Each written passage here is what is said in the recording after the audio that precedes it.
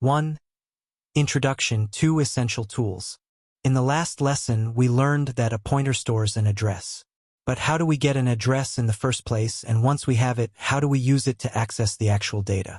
The answer lies in two unary operators. The address of operator, ampersand. The dereference operator, asterisk. These two operators are the core of pointer manipulation in C. 2. Operator 1. Address of, ampersand, getting the location. The address of operator, ampersand, is placed before a variable name. It returns the memory address where that variable is stored. Think of it as asking your computer, where is this variable located? Code example for ampersand operator.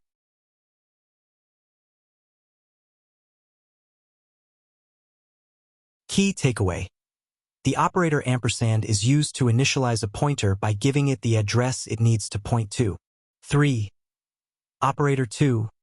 Dereference, asterisk, following the map.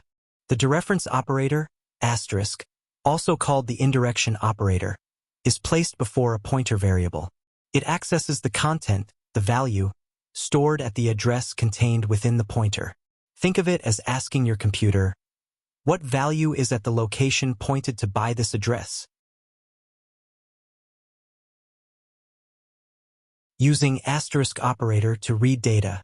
Once PTR holds the address of number, asterisk PTR becomes an alias for the variable number itself.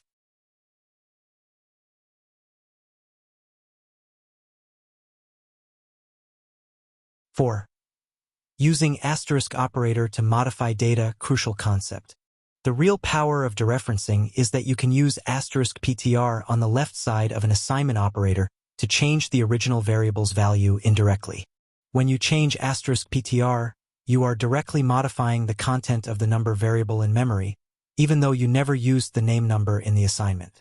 This concept is fundamental to passing variables to functions by reference, call by reference, which maybe we will explore later. 5. Summary and next steps. You have now learned the basic declaration and operation of pointers. Our next lesson is 6.04. Pointers and arrays. Overview the relationship between array names and pointers.